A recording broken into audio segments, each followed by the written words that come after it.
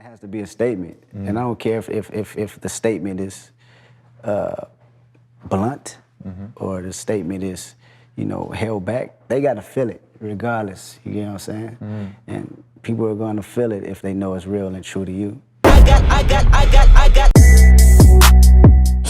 Okay. Deoxyribonucleic acids, did I say that right? More commonly referred to as DNA, is basically the genetic coding that makes up who we are. Or at least I think. I could be wrong, I'm not a scientist. But regardless, the second track of Kendrick Lamar's fourth album, Damn, takes a look at this concept. In the context of the album, this song can serve as a reintroduction to who Kendrick Lamar is. Damn is arguably Kendrick's most introspective album, maybe second, and it's really thanks to songs like DNA, as it opens a door for a track like Humble later on. My left stroke just went viral, which gives it more triumph with the background of who Kendrick Lamar is. From ACA, oh, by much just page me, or alternatively reminds Kendrick of who he used to be, in a track that's all about reminding himself to be humble.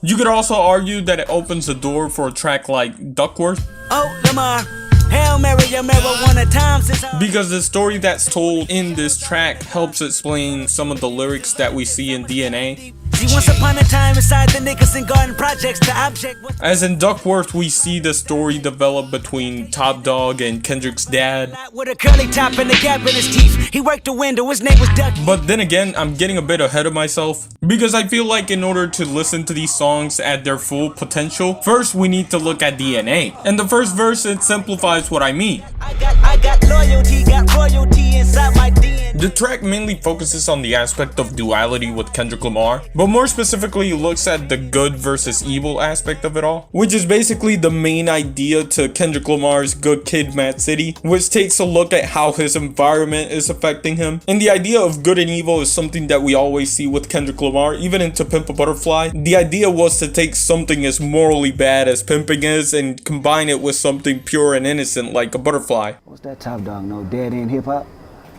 What's that Dead End? When they was talking about To Pimp a Caterpillar?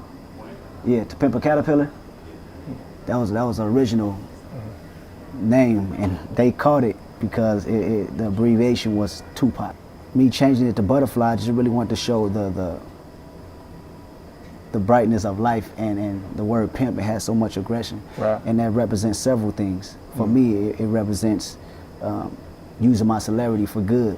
Right. You know what I mean? Another reason is not being pimped by the industry through my celebrity. Right. You know, so it gets even deeper than that for me. I could be talking all day about it, but it was almost called To Pimp a Caterpillar. A Caterpillar, yeah. And shout out to them too for picking that up. Yeah. Real talk. And the conflicting ideals that both carry when comparing themselves to each other are highlighted in a track like You.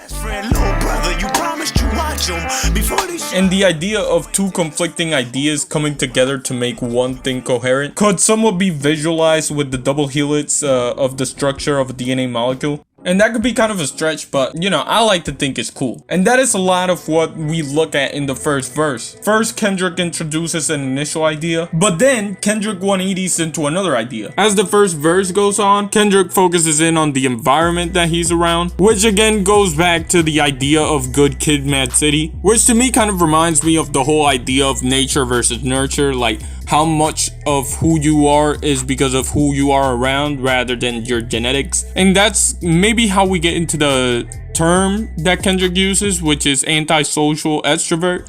Like I'm supposed to, antisocial extrovert, and excellent meaning extra. And with the end of the first verse, we again see the idea of an idea being introduced and then 180ing. But this time we hear it sonically with the beat switch. But before we get into the second verse, we need to look at a little bit deeper into the bullshittery that's about to happen. Following the release of To Pimp a Butterfly, Kendrick Lamar would perform at the BET Awards in 2015. He had this awesome set with the American flag in the background, and he's performing on top of a cop car. And when I wake up, I recognize you looking at me for the pay cut. Honestly, one of the best performances I've seen from Kendrick Lamar, at least. Be alright. We gon' be alright. But man, them Fox News motherfuckers took offense to it. Did you catch that? Lamar stated his views on police brutality with that line in the song, quote, "And we hate the popo Want to kill us in the street? Faux show. Like, bro, conservatives do hate it a lot when you say fuck 12, but, you know, it is what it is. I'm not feeling it. Harala, not helpful with those song lyrics. To say the least, not helpful at all. This is why I say that hip-hop has done more damage to young African Americans than racism in recent years. Now, Fox News is a clown show. You know, ever since they've tried to convince people that Enes Kanter is a good basketball player in 2022, you know, it just shows their lack of credibility, you know? Yeah, saying that racism is